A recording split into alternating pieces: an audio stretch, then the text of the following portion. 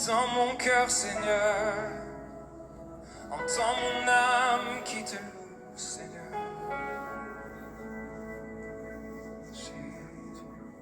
Comment expliquer? Bonjour, bonjour peuple béni. Bonjour les enfants du Dieu créateur. C'est vendredi aujourd'hui, c'est vendredi louange, c'est vendredi adoration. Vendredi est toujours spécial parce que c'est un jour que nous avons choisi pour aller un peu plus en profondeur dans notre adoration. Dieu nous a créés pour son adoration. Quand nous lisons Apocalypse chapitre 4, verset 11, la Bible nous dit que Dieu avait une intention, Dieu avait un désir, Dieu avait une volonté. C'est pourquoi il a pris la décision de te créer. Dieu ne t'a pas créé pour que tu viennes travailler pour lui, mais il t'a créé pour son plaisir. Quand Dieu voulait se donner la joie, il t'a créé. Il t'a créé pour lui. Il t'a créé pour que tu l'adores. C'est-à-dire, il aime la façon que tu l'adores. Il aime la façon que tu bouges. Il aime la façon que tu marches. Dieu ne t'a pas créé pour que tu puisses travailler pour lui. Il n'avait pas besoin de toi, mais il t'a désiré. Donc ce matin, nous allons encore parler de cette adoration. Nous lui devons l'adoration. Dieu est tout-puissant, il peut faire toutes choses, mais Dieu ne peut pas s'adorer. C'est pourquoi il a voulu l'homme, pour que toi tu puisses l'adorer. Donc nous sommes créés pour son plaisir. Nous sommes créés pour son plaisir. C'est ce que Apocalypse 4, verset 11, qui est la chanson des 24 vieillards. C'est une chanson qui n'est pas tellement populaire. Mais Dieu t'a créé pour lui. Et c'est ce que je te rappelle ce matin. Donc c'est Maman Jeanne, encore une fois, avec les adoratrices, avec Jaël. Nous avons commencé l'étude sur le tabernacle. Le tabernacle qui est un modèle pour la prière. Le tabernacle qui est un modèle pour l'adoration, pour les adorateurs. Quand les enfants d'Israël ont été délivrés de l'esclavage de l'Égypte, Dieu a dit à Moïse qu'on construit un tabernacle. Un endroit de rendez-vous avec Dieu. Et fais-le, c'est le modèle que je vais te montrer. Dieu lui avait montré un modèle au ciel. Et lui a dit, fais tout selon le modèle qui t'avait été montré. Alors, aujourd'hui, le tabernacle est dans notre cœur. Ce n'est pas un endroit physique où tu vas te lever pour aller adorer Dieu. Jésus disait à la femme samaritaine que mon Père cherche les vrais adorateurs, ceux qui vont l'adorer en esprit et en vérité. Il a dit à la femme, ce n'est plus à Jérusalem, ce n'est même pas à la montagne. La femme avait une expérience d'adoration de ses pères qui montaient à la montagne de Kérazim pour aller adorer. Aujourd'hui encore, nous voyons partout, il y a des montagnes où les gens montent pour aller adorer le Seigneur. Ce n'est pas mauvais de monter pour aller adorer le Seigneur sur une montagne, ce n'est pas mauvais. Mais sache que le Dieu que tu vas aller adorer sur la montagne est d'abord dans ton esprit, il est dans ton cœur. Donc quand tu vas à la montagne, c'est juste un déplacement, un plus, c'est juste un pas de plus. Quelque chose qui va te montrer que tu t'es déplacé pour lui seulement.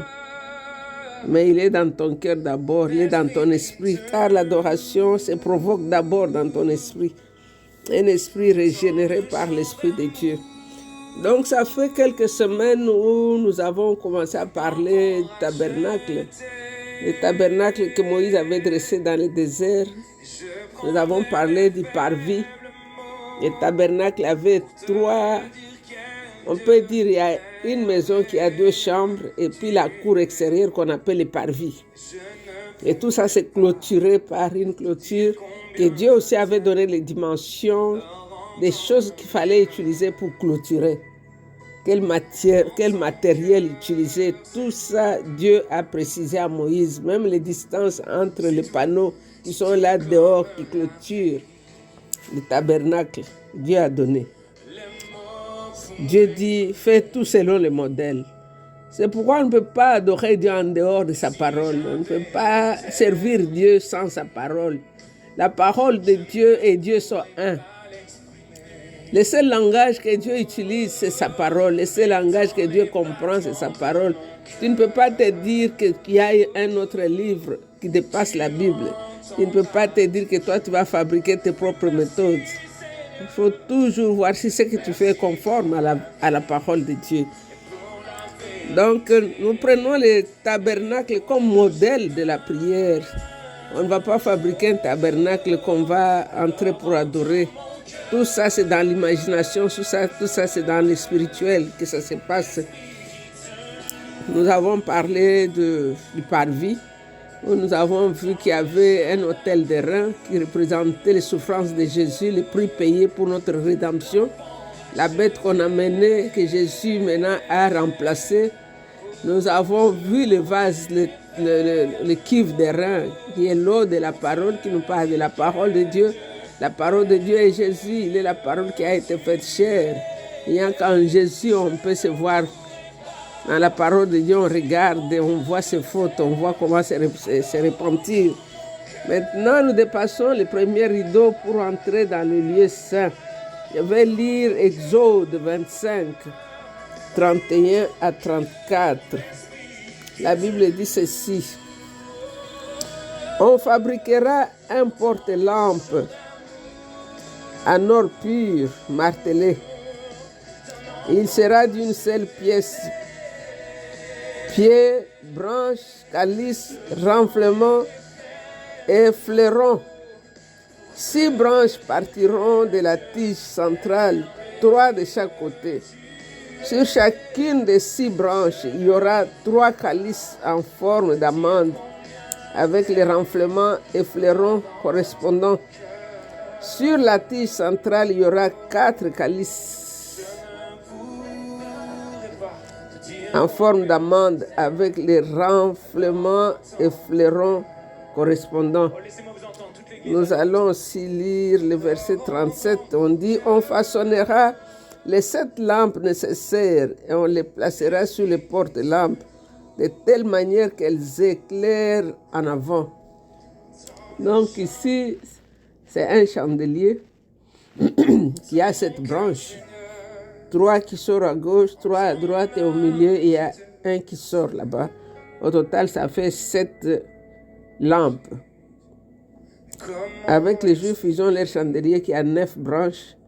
Mais dans la Bible, ici, Dieu donne à Moïse de faire un chandelier qui a 7 branches.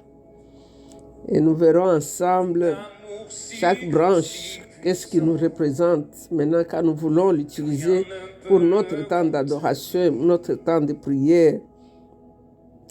D'abord, le chandelier, on dit qu'il était fait avec l'or battu. Il fabriqua un porte-lampe à or pur martelé. L'or ici a été martelé. Il n'a pas été mis dans le moule. Ici, il a été martelé. Vous savez, quand les enfants d'Israël se sont rebellés, Moïse est parti sur la montagne, il a traîné. Aaron, fabrique-nous un Dieu que nous voyons. Nous allons adorer ce Dieu-là, c'est lui qui nous a sortis du pays de l'Égypte. Aaron a demandé de l'or que Dieu leur avait dit de prendre aux Égyptiens là. Maintenant, ils ont transformé ça en leur Dieu. Aaron a pris l'or qu'Israël avait là dans le désert. Ils ont fabriqué leurs moules et ils ont mis l'or là-bas. Ils se sont fabriqués leurs idoles. Ils ont commencé à chanter, à danser autour de ça. Et quand Moïse est venu, Dieu lui a dit, ton peuple s'est rebellé là en bas. Moïse a cassé les tables qu'il avait, les commandements. Il a pris l'or, leur moule, leur idole là, il a écrasé. Il leur a fait boire de ça. Et les gens ont été mordus par le serpent à cause de leur rébellion. Alors ici, nous allons voir qu'est-ce que les chandeliers représentent quand nous voulons adorer Dieu. Ici, ces chandeliers étaient là dans le lieu saint. Sa lumière ne s'éteignait jamais. Les souverains sacrificateurs étaient obligés de mettre de l'huile dans ces chandeliers tous les jours parce qu'il ne fallait pas que ce feu puisse s'éteindre. Jésus-Christ est cette lumière qui ne s'éteint jamais. C'est-à-dire, il est celui qui donne la promesse et qui se tient derrière la promesse pour l'accomplir. C'est lui qui a pris l'engagement et c'est lui-même l'engagement et c'est lui qui est derrière l'engagement pour être sûr que nous l'avons maintenu. En anglais, on dit qu'il est le covenant keeping God, le covenant maker et le covenant keeping. Donc, il a fait l'alliance et lui-même il garde l'alliance. Donc, les chandeliers ici nous montrent que nous ne pouvons pas adorer Dieu en dehors de Dieu. Il est la source de toute lumière. Dans le sanctuaire, il y avait cette lumière qui sortait du chandelier qui nous parle aussi du Saint-Esprit. C'est-à-dire que la Bible ne doit être éclairée que par le Saint-Esprit. On ne peut pas comprendre la Bible d'une autre façon. On peut expliquer la Bible, on peut étudier la Bible. Mais si le Saint-Esprit n'est pas impliqué dans notre lecture ou dans notre méditation de la Bible, nous utilisons seulement notre effort, notre intelligence, et cela ne produit pas les bénéfices que ça doit produire. C'est pourquoi tu peux te mettre à expliquer la Bible à quelqu'un jusqu'à ce que tu te coupes en morceaux. Tant que le Saint-Esprit n'est pas impliqué, la personne ne comprendra jamais ce que tu es en train de lui dire. C'est pourquoi nous devrons toujours pointer les gens vers le Saint-Esprit. Les aider à aimer le Saint-Esprit, les aider à collaborer avec le Saint-Esprit. Cet Saint-Esprit, c'est lui que Paul a dit aux enfants d'Israël quand il les bénissait. Il a dit que la grâce de Dieu Tout-Puissant, l'amour du Père et la communion du Saint-Esprit. Donc nous devons être dans la communion du Saint-Esprit, car il n'y a que lui qui peut nous aider à comprendre les Écritures et à bien prier, à bien adorer. Car c'est lui l'esprit d'adoration. Jésus a dit, quand il viendra, il va vous conduire dans toute la vérité. Il va vous aider à comprendre les choses que vous n'avez pas comprises. Il va vous expliquer, il va vous révéler ce que vous ne connaissez pas et puis il va vous rappeler ce que vous avez oublié. Donc ici, nous sommes dans le lieu saint, nous sommes devant les chandeliers. Le Saint-Esprit est l'Esprit de Dieu. Donc ici, nous devons prier que le Saint-Esprit nous remplisse. Il nous remplisse de sa connaissance, de sa gloire, de tout ce qu'il a et de tout ce qu'il est. Parce que nous voulons adorer Jésus, nous avons besoin du Saint-Esprit. Le Saint-Esprit nous donne aussi la sagesse, c'est l'esprit de sagesse. Donc quand nous prions, nous devons prier avec sagesse. Nous devons dire au Saint-Esprit, toi, esprit de sagesse, donne-moi la sagesse de prier. Donne-moi la sagesse de résoudre des problèmes. Donne-moi la sagesse de comprendre ce que je suis en train de méditer. Donne-moi la sagesse de comprendre même les paroles que j'utilise moi-même pour adorer Jésus. Parfois, nous récitons des paroles qui n'ont même pas de valeur pour nous-mêmes. Parce que tu as entendu quelqu'un a bien prononcé cela, toi aussi tu commences à prononcer. Demande au Saint-Esprit, va te donner l'importance de ce que tu es en train de dire. Je me rappelle à Kinshasa, au début, j'avais un groupe de prière. Et il y a cette femme qui était tellement zélée, qui voulait adorer.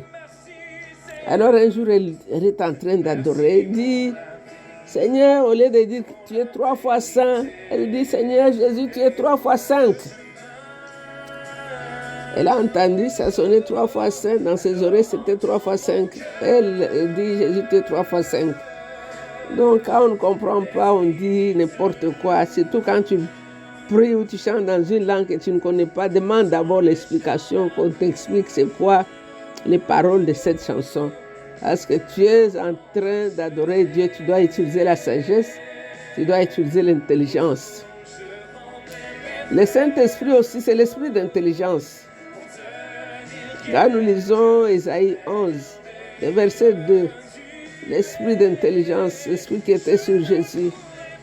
Donc prions pour que Dieu nous donne l'intelligence de comprendre, de chanter avec intelligence. Dans la Bible en anglais, il y a le psaume 47. La Bible dit « Chantez vos louanges avec compréhension ». Donc utilise l'intelligence, utilise la compréhension pour chanter la louange. Ne chante pas seulement parce que ça sonne bien. Les gens sont excités quand on chante. Ça n'a même pas de valeur pour toi-même. Chante, parce que quand tu chantes, tu prophétises. Quand tu loues, tu déclares. Donc il faut que tu chantes des choses que tu comprends, que ces choses-là, leurs bénéfices rentrent vers toi. Donc ne chante pas sans rien comprendre, seulement parce que c'est bien. Les gens disent cela. Non, analyse les paroles que tu chantes dans l'adoration. Le Saint-Esprit aussi, la Bible dit c'est l'esprit du conseil. Jésus a dit, il est l'esprit du conseil, il va vous conseiller, il va vous conduire dans toute la vérité. Donc nous prions que le Saint-Esprit, l'esprit du conseil, nous donne le pouvoir de conseiller pour bien aider aussi les autres. Ce matin, je disais aux mamans que moi je suis Barnabas. Parce que quand nous avons étudié la parole de Dieu dans les Actes des Apôtres, nous avons vu le nom de Barnabas veut dire l'encourageur, c'est lui qui encourage. Donc, moi je suis Barnabas, je vous encourage, je vous provoque, j'ai créé mes contentements en vous. Comme ça, vous aimez Jésus, vous allez un peu plus que ce que vous avez d'abord reçu là. Donc, l'Esprit de Dieu, l'esprit de conseil va vous donner la capacité aussi de conseiller les autres, de devenir des Barnabas. Le Saint-Esprit aussi, c'est l'esprit de puissance. Et quand nous prions, nous demandons la puissance. Quand Pierre et les disciples se sont trouvés devant les problèmes dans Actes des Apôtres, chapitre 4, ils ont prié. Ils ont dit, Seigneur, considère les menaces étant ta main, qu'il se produisent des miracles, des guérisons, des signes, pour que nous puissions prêcher ta parole avec assurance. Donc quand nous demandons la puissance, ce n'est pas pour nous, parce que la puissance va provoquer quelque chose, et ça va nous pousser encore à adorer le Seigneur. L'esprit de puissance, il va t'aider à résoudre des problèmes compliqués, et les gens qui seront gagnés vont adorer le Seigneur. Donc l'objectif ici, c'est comment amener les autres à adorer le Seigneur sincèrement. Et toi-même, tu vas adorer le Seigneur sincèrement après avoir vécu un miracle. Et le Saint-Esprit, c'est l'esprit de connaissance. Comme je disais, il nous faut prier. Nous avons besoin de la connaissance, nous avons besoin de la révélation de qui Jésus est. Personne ne peut prétendre connaître Dieu. On ne peut pas connaître Dieu. Avoir une seule expérience avec Dieu ne veut pas dire que tu connais Dieu. On ne peut pas le connaître. Il se révèle. C'est pourquoi il a dit à Moïse, mon nom est je suis. C'est-à-dire, Moïse, je te donne un chèque en blanc. Mon nom est je suis. Quand tu auras besoin d'une armée, je serai ton armée. L'Éternel des armées. Quand tu auras besoin de la nourriture, je serai la manne, le pain qui descend du ciel. Quand tu auras besoin de boire de l'eau pure, va seulement à Mara, ramasse un bâton, jette dans l'eau amère et l'eau deviendra buvable. Quand tu auras besoin d'un médicament, je serai Jéhovah Rapha, l'Éternel qui guérit. Donc, on ne peut pas se contenter d'une seule expérience avec Dieu. Si tu le connais aujourd'hui comme ton Jéhovah Rapha, demain il sera ton Jéhovah Jireh, celui qui pourvoit. Si tu le connais demain comme Jéhovah Jireh, demain tu le connaîtras comme El Shaddai, le Dieu tout-puissant, l'immuable. C'est lui qui ne change pas, il est tout-puissant, tout-suffisant. Donc nous prions avec la lumière du Saint-Esprit pour connaître, recevoir la puissance, connaître Dieu. Et puis nous savons que l'Esprit de Dieu, c'est lui qui provoque en nous l'adoration. Il est l'esprit de supplication, il est l'esprit de louange, il est l'esprit d'adoration.